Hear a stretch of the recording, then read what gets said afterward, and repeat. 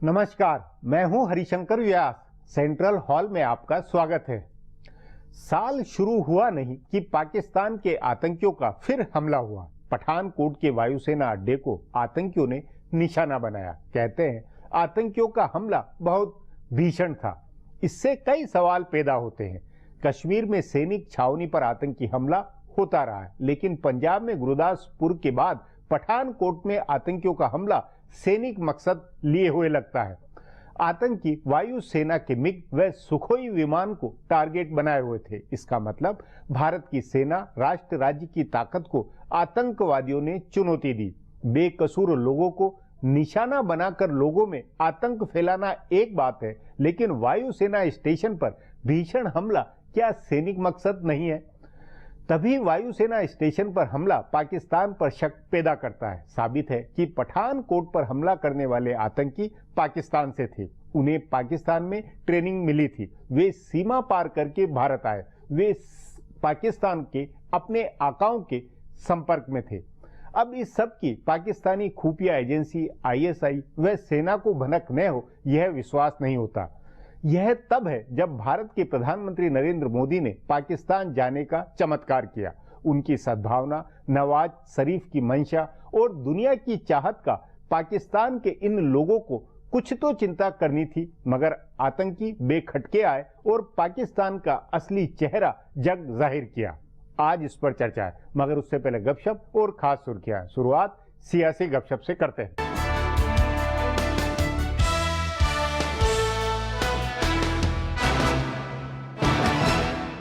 हिंदुस्तानी cricket control board में इस्लाहात के लिए जस्टिस RM लोढ़ा कमेटी की तरफ से मिली सिफारिशों के बाद कयासाराइयों का दौर शुरू हो चुका है। इन सिफारिशात में रहनुमाओं और वुज़रा को क्रिकेट इंतजामिया से दूर रखने की सिफारिश की गई है। अगर अदालत उज़्मा ने इस सिफारिश को मान लिया तो शरद पवार और अमित शाह जैसे कई रहनुमाओं को क्रिकेट के इंतजामिया का ओहदा छोड़ना पड़ेगा। लेकिन सवाल है कि जो रहनुमा पहले क्रिकेटर रहे हैं उनका क्या होगा? क्या उन्हें भी क्रिकेट इंतजामिया से दूर रखा जाएगा? BCCI में बदउनवानी की पोल खोलने वाले कीर्ति आजाद का क्या होगा? वो दरभंगा से तीसरी मर्तबा रुकन पार्लियामेंट मुंतखब किए गए हैं। उससे पहले दिल्ली में रुकन असेंबली होते थे और उससे भी काफी पहले क्रिकेट खेला करते थे, इसलिए उन्हें क्रिकेटर माना जाएगा या रहनुमा? ये सस्पेंस खिलाड़ी से रहनुमा बने मजीद कई लोगों के मामले में है। कांग्रेस के मोहम्मद अजरुद्दीन रुकन पार्लियामेंट रह चुके हैं। दिल्ली व जिला क्रिकेट यूनियन DDCA के मौजूदा कारगुजार सदर चेतन चौहान भी बीजेपी की टिकट से इंतखाबात लड़ते रहे हैं और रुकन पार्लियामेंट भी रहे हैं। नवजोत सिंह सिद्धू भी कई बार रुकन पार्लियामेंट रहे हैं और अब भी पंजाब की सियासत में सरगर्म हैं। तेज गेंदबाज चेतन शर्मा भी BSP की टिकट से इंतखाब लड़ चुके हैं और मनोज प्रभाकर से लेकर मोहम्मद कैफ तक मजीद कई क्रिकेटर हैं जो सियासत के अखाड़े में उतर चुके हैं। माहिरीन ज़राए का कहना है कि अगर ये लोग क्रिकेट इंतजामिया में घुसना चाहेंगे तो रहनुमा नहीं बन सके क्रिकेटर इनकी मुखालफत करेंगे। बीजेपी और मरकजी हुकूमत कई इलाकाइयों पर मेहरबानी दिखा रही है। कांग्रेस ने इसे लेकर सवाल उठाए हैं। दरअसल कांग्रेस को लग रहा है कि इलाकाई पार्टियों के साथ बीजेपी मफाहमत बना रही है और अगर सब कुछ ठीक रहा तो पार्लियामेंट में कांग्रेस तनहा पड़ सकती है। कांग्रेस के माहिरीन ज़राए का कहना है कि बीजेपी इलाकाइयों के जरिए ऐवान बाला में अक्सरियत का जुगाड़ कर रही है, इसलिए उनके ऊपर मेहरबान है। तभी कांग्रेस रहनुमा जयराम रमेश ने ओडिशा में बरसर इक्तदार बीजू जनता दल की हुकूमत पर कार्रवाई न करने पर सवाल उठाया। BJD हुकूमत चिट फंड और कानूनी बदउनवानी मामले में फंसी थी, लेकिन CBI ने इन पर कोई कार्रवाई नहीं की। खुद बीजेपी रुकन पार्लियामेंट और मरकजी वजीर जुएल ओराम ने कहा है कि इस मामले में तफ्तीश एजेंसी सुस्ती दिखा रही है, वरना तो अब तक BJD हुकूमत चली गई होती। इसी तरह कांग्रेस के रहनुमाओं ने सवाल उठाया है कि मरकजी हुकूमत ने चिट फंड मामले में मगरबी बंगाल की वजीर आला ममता बनर्जी के तई भी हमआहंगी दिखाई है। मरकज की मेहरबानी के बदले ही ममता के रुकन पार्लियामेंट इन दिनों दिल्ली में हुकूमत पर हमलावर नहीं है। तमिलनाडु की वजीर आला के आमद से जायद इमलाक के मामले में बरी होने के बाद से कहा जा रहा है कि मरकजी हुकूमत हर तरह से उनकी मदद कर रही है। वजीर आजम नरेंद्र मोदी और उनके सीनियर वुज़रा ने NCP रहनुमा शरद पवार के साथ हमआहंगी बना रखी है, तो तेलंगाना के वजीर आला के चंद्रशेखर राव पर भी पूरी मेहरबानी है। बीजेपी में सदर के इंतखाबात का अमल शुरू हो चुका है। सूबों में सूबाई सुदूर का इंतखाब होने लगा है। आइंदा 10 दिन में 15 से ज्यादा सूबों में तंजीम के इंतखाबात हो जाएंगे। सूबाई सदर के इंतखाबात के लिए ये जरूरी है। बताया जा रहा है कि कौमी सदर के तौर पर अमित शाह का मुंतखब किया जाना एक रस्म है। हालांकि अब भी उनके गुजरात का वजीर आला बनने के कयास थमे नहीं है, लेकिन माहिरीन ज़राए का कहना है कि आइंदा साल होने वाले उत्तर प्रदेश के इंतखाबात के लिए बीजेपी को उनकी जरूरत है। आम इंतखाबात के वक्त वो उत्तर प्रदेश के इंचार्ज थे और उनकी कमान में बीजेपी ने करिश्माई नतीजे दिए थे। राम मंदिर तहरीक अपने बामे उरूज पर होने के वक्त भी बीजेपी को उतनी सीटें नहीं मिली थी जितनी 2014 में मिली। तभी कहा जा रहा है कि आइंदा साल के शुरू में होने वाले इंतखाबात में अमित शाह का बड़ा किरदार रहेगा। अगर वो गुजरात चले जाते हैं तो फिर उत्तर प्रदेश कैसे संभालेंगे? उत्तर प्रदेश के इंतखाबात बीजेपी के लिए काफी अहम है। इस साल होने वाले 5 सूबों के इंतखाबात में बीजेपी का ज्यादा कुछ दांव पर नहीं लगा है, लेकिन आइंदा साल उत्तर प्रदेश, उत्तराखंड, हिमाचल प्रदेश और पंजाब के इंतखाबात हैं। इन चारों सूबों में बीजेपी एक बड़ी ताकत है। उत्तर प्रदेश की हिकमत अमली और तशहीर का असर इन चारों सूबों पर होगा। तभी कहा जा रहा है कि इन इंतखाबात के मद्देनजर बीजेपी के पास अमित शाह का मुतबादिल नहीं है। अब आज की सुर्खियां ये लीक से कुछ हटकर है और इनसे देश की दशा दिशा को बूझ सकेंगे।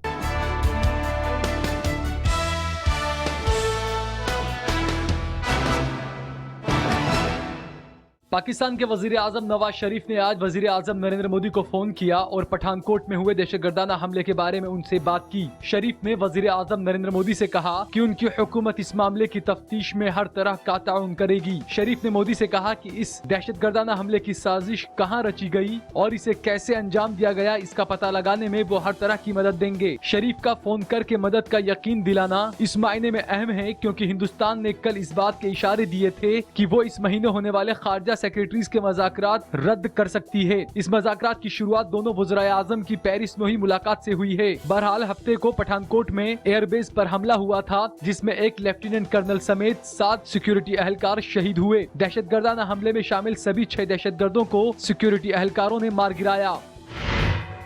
हिंदुस्तान को इस बात के पुख्ता सबूत मिल गए हैं कि पठानकोट में आर्मी बेस पर हमला करने वाले दहशतगर्द पाकिस्तान से आए थे। इस मामले की तफ्तीश के लिए पहुंची जांच एजेंसी एनआईए की टीम ने दावा किया है कि उसे ऐसे सारे सबूत मिल गए हैं जिनसे ये साबित होता है कि दहशतगर्द सरहद पार से आए थे। इसमें सबसे अहम सबूत दहशतगर्दों का अपने पाकिस्तानी आकाओं से बात करना है। एनआईए के सरबराह शरद कुमार ने कहा कि दहशतगर्दों के पाकिस्तान से आने के सबूत हैं और हिंदुस्तान सारे सबूत जुटा लेने के बाद पाकिस्तान से इस मामले में मदद मांगेगा। उन्होंने कहा कि पाकिस्तानी अफसरान का बयान आया है कि वो तफ्तीश में हिंदुस्तान का ताउन करेंगे। हरियाणा काडर के आईपीएस अफसर आलोक मित्तल की क़यादत में एनआईए की टीम मामले की तफ्तीश कर रही है। खुफिया और जांच एजेंसियां मारे गए दहशतगर्द के पाकिस्तान मुकीम ठिकानों और उनके अहले खाना के बारे में पता लगाने में जुटी है। ये इत्तला मिलने के बाद हिंदुस्तान दहशतगर्दों की फैमिली का डीएनए मांगेगा ताकि दहशतगर्दों की पाकिस्तान की पहचान पुख्ता तौर पर कायम की जा सके। पठानकोट में एयरबेस पर हमला करने वाले दहशतगर्दों के खिलाफ चल रहा ऑपरेशन खत्म हो गया है। तकरीबन 80 घंटे के ऑपरेशन के बाद इसके खत्म होने का ऐलान किया गया। वजीर दिफा मनोहर पर्रिकर खुद आज पठानकोट एयरबेस पहुंचे और हालात का जायजा लिया। बाद में उन्होंने मीडिया से कहा कि सभी 6 दहशतगर्द मारे गए हैं और अब जवान पूरे एयरबेस की तलाशी ले रहे हैं। तलाशी का काम पूरा होने के बाद मीडिया के लोगों को एयरबेस के अंदर ले जाया जाएगा। पर्रिकर ने हालात का जायजा लेने के बाद कहा कि उन्हें ऑपरेशन में कुछ कमी दिखाई दी है, लेकिन ये नहीं कहा जा सकता है कि सिक्योरिटी से कोई समझौता हुआ है। उन्होंने सलामती दस्तों को इस कामयाब ऑपरेशन की मुबारकबाद दी और कहा कि आगे की तफ्तीश एनआईए की टीम कर रही है। जाइया के सरबराह अरूप रहा और फौजी सरबराह जनरल दलबीर सिंह सुहाग भी उनके साथ थे। मरकजी वजीर खजाना अरुण जेटली ने डीडीसीए के मामले में दायर हतक इज्जत के मामले में अपना बयान दर्ज कराया। उन्होंने पटियाला हाउस कोर्ट में जाकर बयान दर्ज कराया। अदालत के सामने बयान दर्ज कराते हुए जेटली ने कहा कि अरविंद केजरीवाल और उनके साथियों ने मेरी और मेरी फैमिली की छवि खराब की है। जेटली ने कहा कि इन लोगों ने गलत बयानबाजी की है। अपने बयान में उन्होंने दर्ज कराया कि दिल्ली के वजीर आला अरविंद केजरीवाल के साथ काम करने वाले अफसरान के खिलाफ सीबीआई ने छापा मारा तो उस मामले को भटकाने के लिए केजरीवाल और उनके साथियों ने ऐसी बयानबाजी की। ज़ेर गौर है कि केजरीवाल और आम आदमी पार्टी के दूसरे रहनुमाओं ने जेटली के सदर रहते डीडीसीए में बदउनवानी का मामला उठाया है। इस पर जेटली ने केजरीवाल समेत 6 लोगों पर पटियाला हाउस कोर्ट में हतक इज्जत का मुकदमा दर्ज कराया और हाई कोर्ट में 10 करोड़ रुपए का सिविल हतक इज्जत का मामला दर्ज कराया है। इस मामले में जेटली ने आज अपना बयान दर्ज कराया। इसके बाद केजरीवाल और उनके 5 साथियों का जवाबी बयान होगा। फिलहाल अब एक ब्रेक है, फिर खुलासा होगा।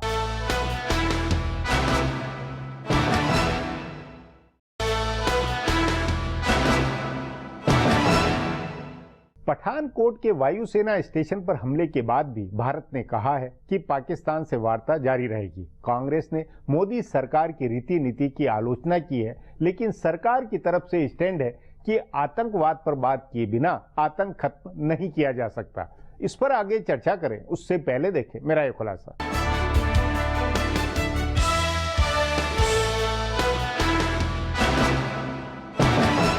पाकिस्तान के साथ मज़ाकरात हिंदुस्तान के लिए हमेशा चैलेंज की तरह रहे हैं, लेकिन खारजा सेक्रेटरी लेवल के मज़ाकरात से ठीक पहले पंजाब के पठानकोट में एयरफोर्स के बेस पर हुए हमले ने इस चैलेंज को कई गुना बढ़ा दिया है। पठानकोट का हमला पाकिस्तान से आए दहशतगर्दों ने किया। इसके सबूत हिंदुस्तानी सिक्योरिटी एजेंसियों को मिल गए हैं। उन्हें पाकिस्तान में तालीम दी गई और असलाहों से लैस करके हिंदुस्तान की सरहद में इस मकसद से भेजा गया कि वो हिंदुस्तान के एयरबेस पर हमला करेंगे। इससे पहले पंजाब में जो दहशतगर्दाना हमला हुआ था वो भी फौज के एक इदारे पर हुआ था। जाहिर है पाकिस्तान की सरहद से सटे इलाकों में हिंदुस्तानी फौज के ठिकाने पाकिस्तानी दहशतगर्दों के निशाने पर हैं। पाकिस्तान की हुकूमत ने हालांकि दहशतगर्दाना हमले की मजम्मत की और ये भी कहा कि हिंदो पाक मज़ाकरात को नाकाम करने के लिए इस तरह की कोशिशें हर बार होती हैं। पाकिस्तान खुद को दहशतगर्दी से मुतासिर मुल्क बताकर अपना पल्ला झाड़ रहा है, लेकिन पठानकोट हमले ने दहशतगर्दी के खिलाफ उसकी आधी अधूरी लड़ाई का पर्दाफाश कर दिया है। वो हमेशा अपने खिलाफ लड़ने वाले दहशतगर्दों को मारते हैं और हिंदुस्तान मुखालिफ सरगर्मियां चलाने वाले दहशतगर्दों को पनाह देता है। वो तालिबान के खिलाफ और अपनी मगरबी सरहद पर तो चुनिंदा लड़ाई लड़ता है, लेकिन जमात उद दावा या जैश ए मोहम्मद जैसी दहशतगर्द तंजीमों को पालता पोसता है। पाकिस्तानी फौज के अफसरान के मातहत पाकिस्तान के कब्जे वाले कश्मीर में दहशतगर्दी कैंप चलते हैं, जहां से दहशतगर्दियों को हिंदुस्तान में हमले के लिए भेजा जाता है। तभी ये मानने की कोई वजह नहीं है कि पाकिस्तानी फौज या वहां की खुफिया एजेंसी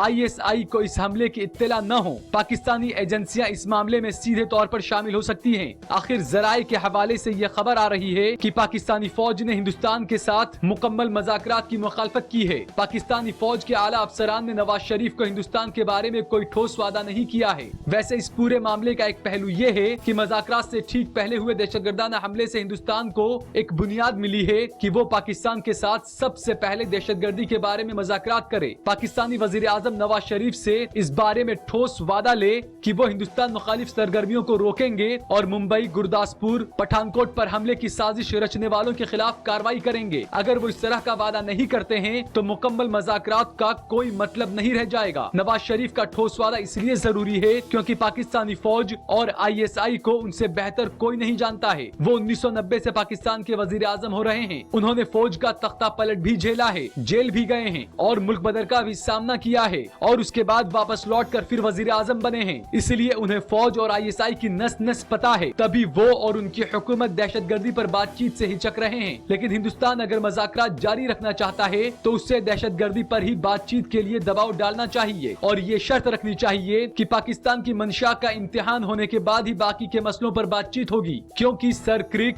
सियाचिन और तुलबुल बराज मंसूबों जैसे मसलों पर मज़ाकरात से कुछ हासिल नहीं होने वाला है। अब एक ब्रेक है, उसके बाद पाकिस्तान से आए आतंकियों के हमले पर चर्चा करेंगे।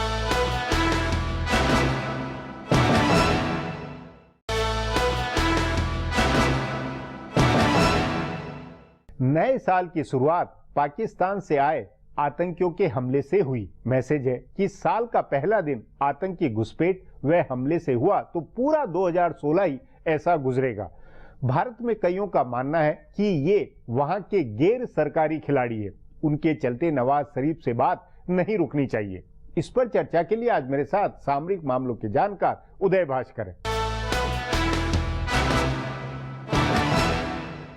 उदय जी, पाकिस्तान से जो आतंकी हमला हुआ है वो गुरदासपुर के बाद अगर देखा जाए तो पठानकोट के वायुसेना के स्टेशन पर हमला हुआ। ये दूसरी बार, पंजाब में दूसरी बार है कि सेना के कैंप के ऊपर, सेना की छावनी पर हमला हुआ है। ये आतंकी हमले की ये बुनावट कैसे, इससे क्या अर्थ निकलता है? सब अर्थ यही निकलता है कि जहां तक भारत के ऊपर जो छाया युद्ध अभी फैला हुआ है, जुलाई में जब उन्होंने गुरदासपुर के ऊपर हमला किया था, वो एक प्रकार का सॉफ्ट टारगेट था। उन्होंने बस के ऊपर हमला किया, मासूम लोगों को मार दिया। पर पठानकोट जहां तक नहीं, बस के बाद वो छावनी की तरफ गए थे, पर वहां नहीं हो पाए, सफलता नहीं प्राप्त हुआ होना या जो भी। पर इस वक्त मैं कहूंगा कि पठानकोट जो है, एयर बेस के ऊपर अगर हमला हुआ है तो ये एक प्रकार का युद्ध है। बार बार हम छाया युद्ध कहते हैं, प्रॉक्सी वॉर कहते हैं, पर अगर एक सैनिक टारगेट को उन्होंने खास चुना है, क्योंकि अभी ये साबित हो रहा है कि वो वहां के लड़ाकू विमानों के ऊपर कि वो मिग और सुखोई पे निशाना बनाना चाहते थे, उसको भ्रष्ट करने के लिए इनका एक प्लान था। तो अर्थात यही है कि इसकी प्लानिंग काफी पहले हुई है, और जिस प्रकार से इन्होंने टारगेट आइडेंटिफिकेशन किया है और टारगेट के ऊपर जो हमला हुआ है ये काफी सैनिक है। यानी कि ये उस प्रकार का नॉन स्टेट, ये पेरिस वाला मामला नहीं है। नहीं, मतलब ये कि जो गैर सरकारी, जो कहा कि नॉन स्टेट प्लेयर है, उनका नहीं है, और ये सचमुच में वहां की किसी एजेंसी, सरकारी, भले सेना या कुछ हो, कहीं कहीं मिला जुला है मामला। ये जो प्लानिंग है, जिस प्रकार से हम बार बार कहते हैं कि जैसे मुंबई का हादसा हुआ, कि जो भी वहां पे इनको समर्थन दे रहे हैं ये जरूर किसी स्टेट एजेंसी के साथ जुड़ा हुआ है, क्योंकि इसकी ट्रेनिंग, इसकी तैयारी और जिस साहस के साथ इन्होंने ये प्लान बनाया है, ये जानबूझ के उन्होंने सैनिक टारगेट को चुना है। तो इसलिए मैं कहूंगा कि इसको ट्रेडिशनल टेररिज्म या दहशतगर्दी की तरफ देखना शायद गलत फहमी नहीं। तो उस नाते क्या भारत को ज्यादा सख्त, मतलब भारत को क्या आलोचना पाकिस्तान या पाकिस्तान राष्ट्र राज्य की नहीं करनी चाहिए थी, क्योंकि आलोचना नहीं हुई है वैसी? साहब बात तो सही है, क्योंकि ये इशारा जो है, फोन कॉल हो या प्लानिंग का जो कॉम्प्लेक्सिटी है, इन सब को देखते हुए हम यही निष्कर्ष पे पहुंच सकते हैं कि सरकार दोषी है, वहां की एजेंसीज हैं, यानी कि स्टेट की इन्वॉल्वमेंट है। भले नवाज शरीफ ने हो, लेकिन बाकी लोग हैं। पर आप व्यास जी, वापस हम कारगिल वाले किस्से पे जा रहे हैं कि उस वक्त भी हमने यही कहा था कि नवाज शरीफ जो हैं प्रधानमंत्री साहब हैं, सिविलियन हैं, उनको नहीं पता है, और हम बार बार यही कह रहे हैं कि फौज के अंदर उस वक्त हमने मुशर्रफ साहब के ऊपर ये पूरा आरोप लगाया था। उनका ये भी तो तर्क है कि भाई आतंकवाद है, क्योंकि कश्मीर का मामला है, कश्मीर को वो करने के लिए आतंकियों ने किया हुआ। तो पाकिस्तान के हिसाब से आतंकवाद मुद्दा नहीं है, पाकिस्तान का कोर मुद्दा कश्मीर है। जब तक कश्मीर नहीं होगा सेटल, तब तक आतंक नहीं है, और इसमें भारत फंसता फिर नहीं। अगर मान लीजिए, अगर वो भी उस प्रकार का आर्ग्यूमेंट अगर देते हैं, तो भारत का एक बहुत सख्त पोजीशन अभी होना चाहिए कि ये जो है एक्ट ऑफ टेररिज्म है, क्योंकि उन्होंने हमला जो किया है और जिस प्रकार से उन्होंने प्रवेश करने की कोशिश किया है, ये पाकिस्तान का फौज तो नहीं था, ये कोई जंग तो नहीं था। तो इस वक्त जो अंतर्राष्ट्रीय एक नियम है, एक कानून की तरफ बन रहा है कि दहशतगर्दी को काबू करने के लिए हर एक राष्ट्र को अपने अपने कदम उठाना है। भारत के पास अभी जो सबूत है, जो फोन कॉल्स की बात हो रही है, एकदम साफ है नजर, ये हमको एक प्रकार से पाकिस्तान को भी देना चाहिए, इसका खुलासा भी करना चाहिए। और बार बार हम कहते हैं कि दहशतगर्दी में ये स्ट्रेटेजिक कम्युनिकेशन, यानी कि आपको, आपकी जो स्टोरी है, आपकी जो संवाद है, वो बिल्कुल सही होना चाहिए, मजबूत होना चाहिए। जब सबूत है, सारी कुछ बातें, आपका संवाद है, आपके फोन पे संवाद है, आपके एनएसए के बीच में संबंध है तमाम है, तो हम तुरंत वो सबूत की यहाँ से आपका हुआ, यहाँ पुलिस वहां कार्रवाई करे, उसको घेराबंदी करे, इसकी भारत ने मांग या ये कूटनीतिक स्तर पर क्यों नहीं हुई होगी? मैं समझता हूं कि साहब अभी शायद हम उसी दिशा में जा रहे हैं, क्योंकि अगर प्रधानमंत्री मोदी साहब लाहौर गए हैं तो उन्होंने एक प्रकार का, ये उनके लिए पॉलिटिकल एक रिस्क था, एक गैम्बल था, और उन्होंने एक प्रकार से वहां पे ये विश्वास दिलाने के लिए कि भारत दोबारा पाकिस्तान के साथ बातचीत के दायरे में हम तैयार हैं, और देखना है कि पाकिस्तान कितनी ईमानदारी के साथ अपनी जिम्मेदारी को पूरा निभाएगा। आपके अनुसार कुछ रिएक्शन हम करने की स्थिति में है क्या करते हैं? क्योंकि बातचीत या तो तोड़े वापस, पर जब सरकार ने तो कहा कि बातचीत तो रहेगी। मैं साहब विश्लेषक होते हुए दोबारा यही कहूंगा कि हमने कदम नहीं उठाया है, वो दूसरी बात है, पर हमारे पास क्षमता जो है वो शायद दृढ़ता के साथ जुड़ा हुआ है। अर्थात ये कि अगर इच्छा शक्ति हमारे पास जो फौज के पास हो या स्पेशल फोर्स या जो भी है, कई प्रकार के हमारे पास विकल्प हैं। वो कदम उठाने के लिए आपको एक प्रकार की अंदरूनी दृढ़ता की जरूरत है। अभी देखना है कि लाहौर के बाद प्रधानमंत्री मोदी और उनका जो अभी जो टीम बना है, वो किस प्रकार से इस चुनौती का सामना करेंगे। भारत के लिए हम ये जानते हैं कि हम किस दिशा में नहीं जाना चाहिए, पर इसका अर्थात ये नहीं है कि हम अपने हाथ पकड़ के बैठ जाएं, यानी कि आपके पास और विकल्प है।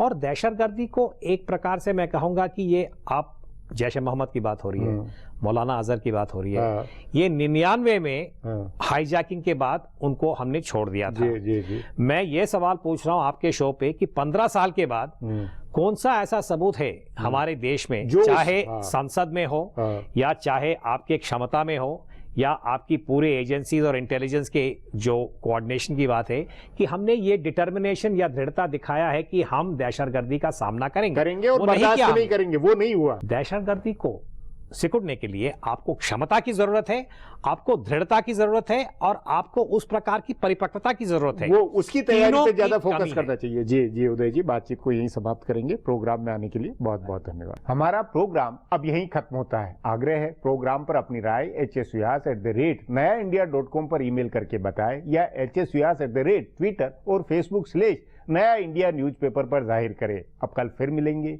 इसी चैनल पर इसी समय।